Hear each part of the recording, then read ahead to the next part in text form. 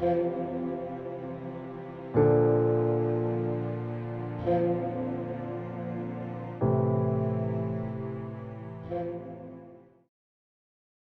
Sobat Series semua, Assalamualaikum warahmatullahi wabarakatuh. Kali ini, Mimin punya judul film baru guys. Yang eman banget, kalau enggak Mimin share ke kalian.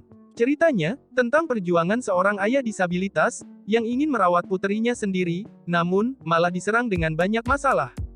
Film apakah itu? Oke, ini dia, I Am Sam 2001. Cerita dimulai dengan diperlihatkannya, seorang pria bernama Sam, yang diperankan oleh Sean Penn, sedang berberes di kafe tempat ia bekerja. Sam adalah seorang pengidap retardasi mental, atau kalau dijelaskan dengan bahasa Mimin, di usia Sam yang udah dewasa, ia memiliki IQ seperti anak usia 7 tahun. Lalu, setelahnya ia bergegas menuju ke rumah sakit, karena sang istri, Rebecca, akan segera melahirkan. Nampak, seorang bayi perempuan cantik telah lahir. Dan, Sam memberinya nama Lucy Diamond Dawson. Suatu hari, saat keluar dari rumah sakit, dan saat Sam sedang memberhentikan bus, Rebecca istrinya tiba-tiba kabur, meninggalkannya dan sang bayi.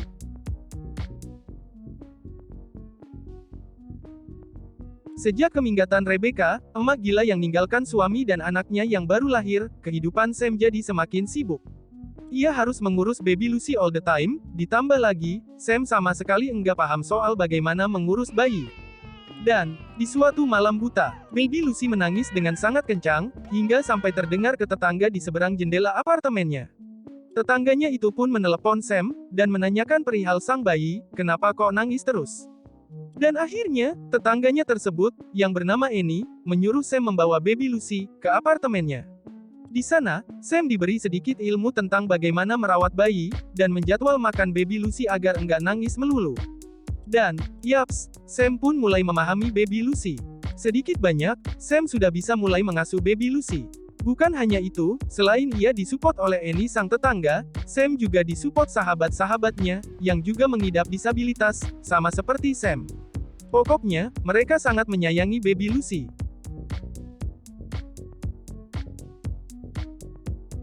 Ketika baby Lucy sudah berusia beberapa minggu, dan sudah bisa dibawa keluar, Sam kembali bekerja di Starbucks tempatnya bekerja sebelumnya. Tapi kali ini, ia turut membawa serta baby Lucy. Dan karena hal itulah, akhirnya pekerjaan Sam di kafe jadi sering kacau. Ia ditegur sama bosnya. Dan karena teguran itu, keesokan harinya, ketika ia ingin berangkat kerja lagi, ia menitipkan baby Lucy pada Annie agar mau menjaganya.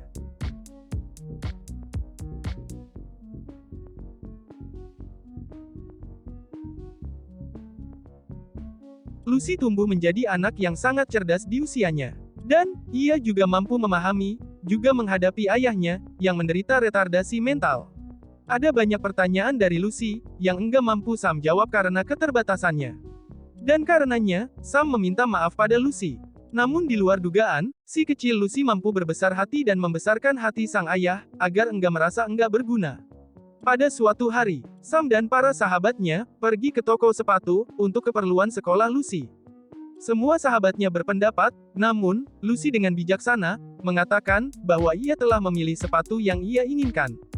Dan, saat membayar, uang Sam kurang. Lalu, para sahabatnya pun urunan untuk nambahin kekurangan harga sepatu itu, dengan uang yang mereka punya. Masya Allah, so sweet banget guys. Mimin jadi terhura.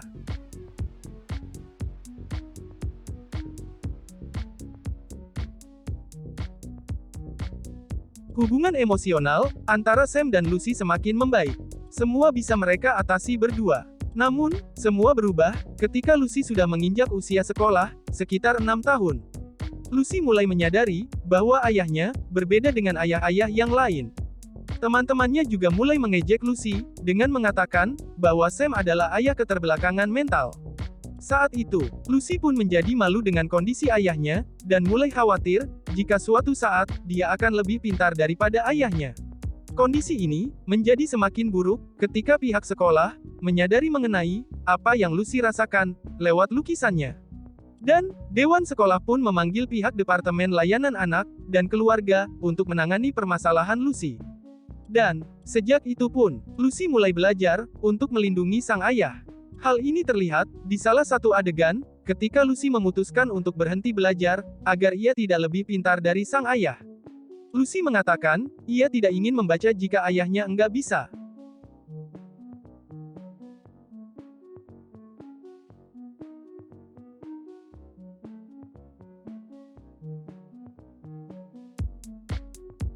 Masalah mulai bermunculan. Di saat Sam dan para sahabatnya, juga teman-teman Lucy sedang berkumpul di apartemen Sam, untuk memberi kejutan ulang tahun untuk Lucy, seorang petugas dari Departemen Layanan Anak, datang ke tempatnya. Lucy yang baru sampai, dan mengetahui teman-temannya datang untuk memberi kejutan ulang tahun padanya, pun terkejut. Bukan karena surprise, tapi lebih karena minder. Ya, begitulah kira-kira menurut pandangan Mimin. Lalu, salah seorang teman Lucy yang banyak bacot, mengatakan di depan semua orang yang hadir, bahwa Lucy mengaku, jika Sam bukanlah ayah kandungnya, melainkan hanya ayah adopsinya. Hal itu membuat Lucy syok dan langsung kabur dari tempat itu, dan Sam mengejarnya. Sam dimasukkan ke dalam mobil oleh petugas, ia dibawa untuk mengikuti sidang. Karena, menurut hakim, Sam enggak memiliki kemampuan yang cukup untuk membesarkan Lucy, karena disabilitas yang disandangnya, serta ketidakcukupan secara ekonomi. So, sejak hari itu, Lucy mulai dipisahkan sementara waktu dari Sam. Dan, diinapkan di rumah orang tua asuh, sambil kasus hak asuhnya dilanjutkan di pengadilan. Sam hanya boleh melakukan pertemuan terpantau dengan Lucy, setiap seminggu 2 kali, dan hanya selama 2 jam doang. Hal itu, tentu aja membuat hati Sam sedih dan hancur. Yaps, bukan Sam aja, Mimin juga mulai pengen nangis guys. Sedih banget. Di sebuah kafe, Sam dan para sahabatnya, bicara tentang kasus Lucy and Sam. Para sahabatnya, menyarankan, agar Sam meminta bantuan seorang pengacara handal. Dan salah seorang sahabatnya, menemukan sebuah nama, di beranda medsos, yang ia rasa pasti bisa membantu Sam, tapi bayarannya sangat mahal.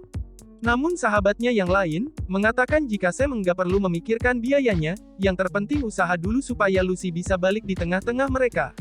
And then, Sam pun pergi ke sebuah kantor, untuk menemui seorang pengacara wanita handal, namun mata duitan, yang pernah disebutkan oleh sahabatnya, yang bernama Rita Rodman Glenn Harrison Williams. Rita adalah seorang pengacara handal, yang memiliki reputasi sebagai pengacara dingin yang enggak punya perasaan. So, bisa dibayangkan kan ya, bagaimana sikap dia, pas ketemu sama Sam yang ber-IQ rendah, dan berpenghasilan kecil. Ya sebenarnya, enggak jahat juga sih, respon Rita saat ditemui Sam. Cuman, ya benar, gak ada hati gitu. Di tempat kerjanya, Sam mulai unjuk gigi, memperlihatkan keterampilannya meracik kopi pada sang bos, agar ia mendapatkan promosi, dan bisa naik gaji, supaya bisa membayar pengacara. Namun, sang bos enggak begitu antusias membahasnya. Sam kembali menemui Rita, sang pengacara yang enggak ada hati. Sam menemuinya, saat ia sedang mengadakan acara pertemuan, dengan klien-kliennya dan koleganya. Sam membawakan segelas cappuccino ukuran grande untuknya.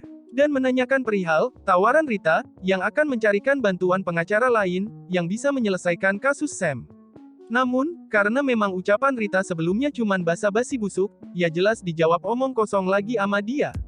Dan, setelah ia berjanji akan menghubungi Sam, setelah acaranya selesai, Sam pun pergi. Dan Rita, ia kembali ke kelompok. Di sana, salah seorang temannya bertanya, apakah pria tadi adalah salah satu petugas kebersihan yang baru. Namun, dengan sombong, Rita menjawab bahwa dia adalah pria yang mendapatkan pro bono atau bantuan gratisan darinya. Tapi teman-temannya menertawakannya, karena enggak percaya pada ucapannya. Apalagi, selama ini, Rita dikenal sebagai salah satu pengacara matre. Akhirnya, Rita berubah pikiran. Ia akhirnya setuju membantu Sam, bahkan secara pro bono alias gratis. Tapi, itu bukan karena memang dia ingin membantu ya guys. Tapi, karena ingin membuktikan kepada orang lain, bahwa dia juga mempunyai hati, dan enggak cuma mikirin duit.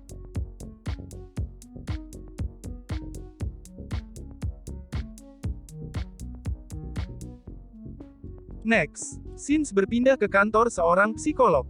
Di sana, Sam akan menjalani serangkaian tes psikologis, untuk mengetahui kondisi kejiwaannya. Tapi, Sam sama sekali enggak paham dengan pertanyaan yang sang psikolog ajukan padanya, dan hal itu, tentu aja membuatnya bingung. Dalam persidangan ini, Rita meminta Sam untuk mempersiapkan saksi yang bisa membantunya di persidangan. Dan, Sam pun membawa para sahabatnya tersebut untuk menjadi saksi. Sebelum benar-benar tampil di persidangan kelak, Rita menginterview sahabat-sahabat Sam satu persatu. Dan dari hasil wawancara tersebut, Rita yakin jika kesaksian mereka enggak akan bisa membantu. Karena para sahabat Sam sama sekali enggak mengerti apa yang akan mereka hadapi kelak. Lalu, Rita meminta pada Sam agar mendatangkan saksi yang kompeten dan lebih berpendidikan, juga pernah kuliah, guna membantunya di persidangan. Dan, Sam pun teringat pada Annie. Ia segera mendatangi ibu baptis Lucy tersebut. Namun, hasilnya sungguh mengecewakan. Karena, Annie enggak bersedia menjadi saksi di persidangan tersebut. Dan, persidangan demi persidangan pun mulai Sam lewati, walau bisa dilihat, hal itu benar-benar menyulitkannya. Ditambah lagi, para saksi ahli turut dihadirkan. Seperti sang psikolog, yang sebelumnya pernah menguji Sam di kantornya, yaitu Miss Davis. Miss Davis berdasar analisanya, mengatakan jika sebagai orang tua, Sam saja sebenarnya bingung harus melakukan apa, kepada Lucy putrinya. Hal itu tentu aja memberatkan Sam, namun dengan sikap dingin sang pengacara, yaitu Rita, Miss Davis terdiam. Bahkan menangis. Hal tersebut tentulah membuat Rita sedikit merasa menang, karena berhasil membantu kliennya Sam. Dan seorang saksi ahli lainnya, yang juga seorang wanita ber-IQ tinggi namun dibesarkan oleh ibu dengan IQ rendah.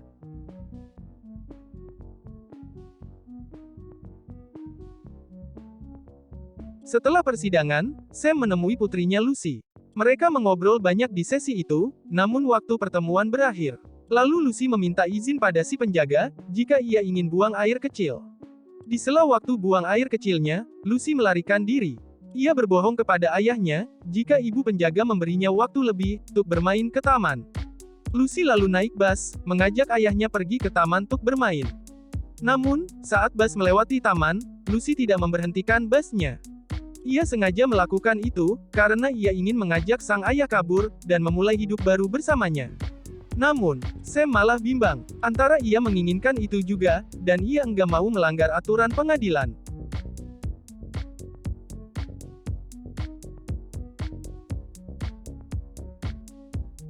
Akhirnya Sam mengembalikan Lucy ke Departemen Layanan Anak dan Keluarga. Rita datang, dan ia marah besar, karena di tengah kasus hak perwalian Lucy, Sam malah mencoba menculiknya. Namun, Lucy menyangkal. Ia mengaku bahwa itu semua adalah rencananya, bukan sang ayah. Lalu, dalam persidangan selanjutnya, Annie yang pada awalnya menolak untuk datang, akhirnya datang dan bersedia menjadi saksi untuk Sam. Hal itu, ia lakukan karena rasa sayangnya pada Lucy. Dan, dalam persidangan, Annie menjawab dengan mantap semua pertanyaan dari lawan Sam di pengadilan, yaitu Mr. Tanner. Sampai, ketika Mr. Tanner menanyakan perihal ayah Annie mulai menangis. Karena, ayah kandung Annie adalah orang yang kejam. Dan persidangan hari itu pun kelar. Next, Rita mengajak Sam mampir ke rumahnya, untuk berlatih sebelum persidangan Sam yang terakhir. Di sana terlihat, bahwa hubungan Rita dan anaknya ternyata juga enggak baik. Hal itu karena, Rita dan sang suami, terlalu sibuk dengan pekerjaan masing-masing, hingga mereka enggak mempunyai waktu lebih, untuk sang anak. And then, tibalah waktu persidangan terakhir. Sam datang terlambat, karena hari ini adalah hari promosinya sebagai pembuat kopi di Starbucks. Karena gugup, waktu sudah mendekati sidang, pekerjaannya pun berantakan, yang membuat setelan jasnya kotor terkena muncratan kopi. Sang bos yang baik hati, lalu menyuruh Sam segera pergi ke pengadilan supaya enggak terlambat. Dan benar aja, ia sudah sangat terlambat. Oke, next. Rita dengan lancar, sanggup melawan semua statement yang diberikan oleh tim lawan. Bahkan Sam juga tampak lancar, menjawab semua pertanyaan, terkecuali pertanyaan terakhir. Ia sempat bingung menjawab, namun akhirnya ia menjawab hal tersebut dengan istilah lain, yang jika kita gambarkan, itu sama dengan, hidupnya enggak akan lengkap jika tanpa Lucy di sisinya. Kurang lebih begitu. Maaf kalau Mimin salah. Next. Akan tetapi, Mr. Tanner mempunyai sebuah statement kejam, yang pada akhir pernyataan terakhirnya, sukses menyerang sisi emosional Sam, sehingga Sam kehilangan kendali, dan menjadi kacau. Dan yang lebih parah, hak perwalian gagal Sam dapatkan. Ya Tuhan, sedih banget. Entar guys, Mimin nangis dulu ya.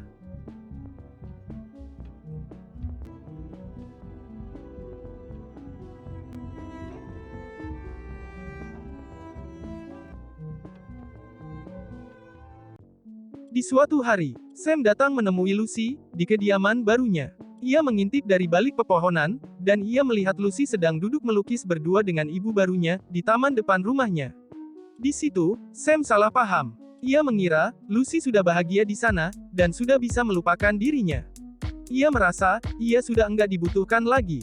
So, ia pun mengurungkan niatnya dan langsung pergi meninggalkan tempat itu dengan penuh kesedihan dan enggak jadi menemui Lucy. Di lain pihak, Lucy sebenarnya sedang menunggu kedatangan ayahnya. Ia sama sekali enggak menyadari jika Sam sudah melihatnya dari kejauhan, namun enggak menemuinya. Sam pun menjalani hari-harinya dengan kesepian, bahkan di hari evaluasi pertamanya, ia enggak hadir.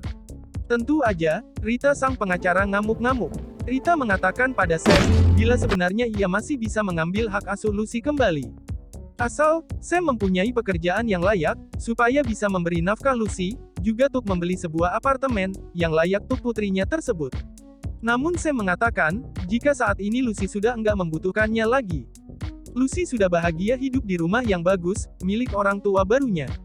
Sam stres berat, karena mau sekuat apapun ia mencoba untuk meminta hak asuh Lucy, ia selalu gagal. Posisinya tidaklah menguntungkan jika harus bersaing di pengadilan, karena ia terlahir berbeda. Bahwa sebagai ayah, ia terlahir tidak sempurna seperti layaknya seorang ayah, dan juga Rita. Rita pun marah mendengar keluhan Sam. Karena, sebenarnya kehidupan Rita enggak sesempurna kelihatannya. Rita berkata, bahwa di balik kesuksesannya, ia mempunyai suami yang tidur dengan perempuan lain. Ia juga merasa enggak berguna, ketika anaknya sendiri membencinya. Rita pun menangis sejadi-jadinya, di hadapan Sam. Dan dengan santai, Sam langsung memeluknya untuk menguatkan hati pengacaranya itu. Lalu, hari berganti hari, Sam mulai mencari pekerjaan tambahan untuk menambah penghasilannya. Ia juga membeli sebuah apartemen, enggak jauh dari kediaman Lucy, agar Sam bisa mengunjunginya kapanpun ia ingin. Selain itu, ia juga bekerja sampingan dengan menjaga anjing-anjing sekitar. Pada suatu malam, Lucy enggak bisa tidur, karena mengetahui bahwa apartemen ayahnya enggak jauh dari rumahnya, ia pun keluar melalui jendela dan pergi ke apartemen sang ayah. Sam yang terkejut langsung membawa Lucy masuk ke dalam. Dan begitu Lucy tertidur, Sam mengantarnya pulang ke rumah orang tua barunya, yaitu Randy. Randy dan suami, yang mengetahui putri adopsinya keluar dari rumah tanpa sepengetahuannya pun lantas terkejut, dan segera membawa Lucy masuk. Dan ternyata guys, kejadian seperti itu enggak sekali aja terjadi, tapi berkali-kali, dan hampir tiap malam.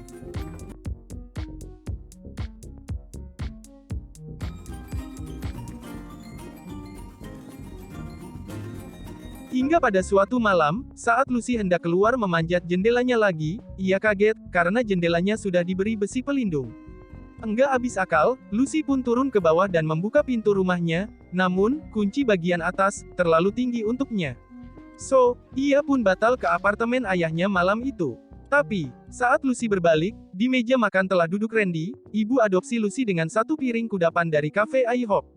Randy berniat mengikuti kebiasaan Lucy saat bersama ayahnya, dengan memakan kudapan dari cafe IHOP sebelum tidur, supaya Lucy enggak lagi kabur ke apartemen ayahnya tiap malam. Namun hasilnya, sungguh mengecewakan Randy. Lucy menerima kudapan tersebut, tetapi ia malah membawanya ke kamarnya. Randy bersedih akan hal itu, karena Randy benar-benar menyayangi Lucy dengan sepenuh hati. Randy pun akhirnya menyerah. Ia mengembalikan Lucy pada Sam dengan bercucuran air mata. Hatinya pedih, karena harus merelakan anak angkatnya tersebut, yang sudah ia sayangi kembali pada ayah kandungnya. Namun sebelum Randy pergi, Sam mengatakan pada Randy, bahwa ada satu keinginan Sam untuk Lucy yang belum terwujud, yaitu, memberinya seorang ibu, yang bisa mencintai Lucy dengan sepenuh hati. Sam pun mengatakan, bahwa Randy adalah ibu yang tepat buat Lucy. Maka, Sam mengizinkannya untuk ikut serta membesarkan Lucy bersama-sama. Akhirnya, cerita ini pun berakhir bahagia.